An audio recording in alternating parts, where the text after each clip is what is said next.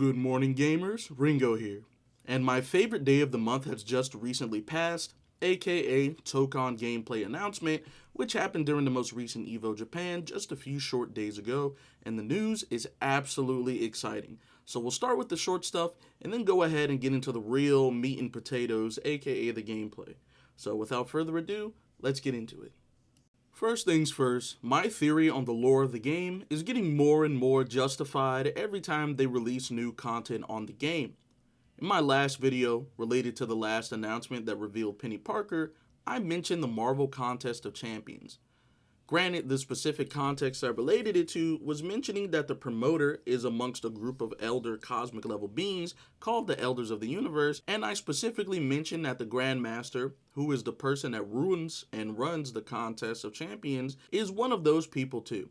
However, what I didn't mention is that the promoter also had a hand in the Contest of Champions by promoting the Champion of the Universe, who was also one of the Elders of the Universe, as you can see here in this comic panel that I referred to in the last video. It seems like this game could be a sort of rehashing of the original Contest of Champions mixed with the modern day one, with a bunch of characters being taken and put into teams of non-Earth 616 versions of characters to fight in a tournament, with the winner eventually possibly getting to fight the champion of the universe himself. If you want to kind of follow along and have your own theories about what the lore of this game is going to end up being like as the game releases more and more updates about itself in the upcoming months, I highly recommend that you read the 2015 Contest of Champions comic book series. It's like 8 or 9 issues, I believe.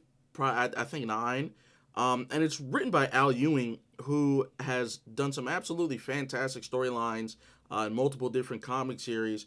He's made some very good stuff in the past, such as Immortal Hulk. Now, let's get to the real good stuff.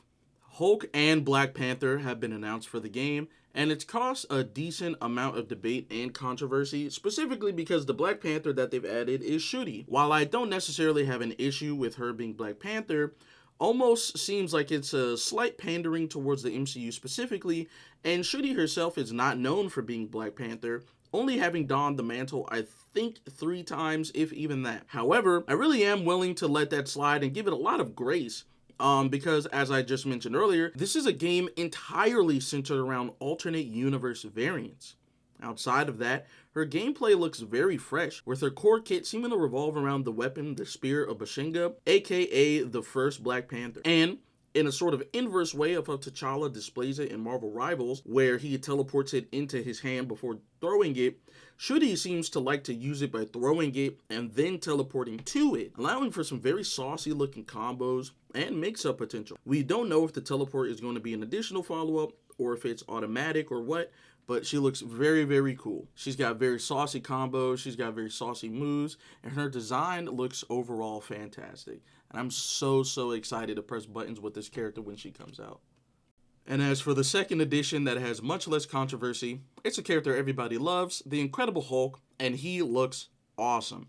Similar to the plot of Planet Hulk, where the Illuminati, a secret society of superheroes containing characters like Captain America and Iron Man, trick the Hulk after he goes on a dangerous rampage and jettison him into the deep recesses of space, where he accidentally lands on the planet Sakaar. This version, however, seems to simply have been put in the Savage Lands by Cap and Tony, and simply has a heavy distrust for them instead of a psychotic murderous intent at the mere thought of them. This character is everything I like in a fighting game character, especially if you know me and you know how true that is. Big buttons, belligerent neutral skip, armor, a frog splash or dive kick for literally no reason, and of course, command grabs. He's basically just a green Vasaraga. While he is clearly partly a love letter to old MVC Hulk variants, he's also just as much, if not more so, a very classic Arc System Works big body beefcake. I mean, just look at that 2H. I literally get flashbacks from this frame alone. Once more, outside of some things, like I feel his animations are a little bit stilted and stiff, but this is all still technically beta gameplay,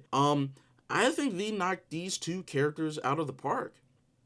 That's going to be it for this video, guys. I truly do get more and more excited for this game whenever I get into a fresh new breakdown, and hopefully you guys do too. Anyway, that's it for this video, and I'll see you in the next one. Peace.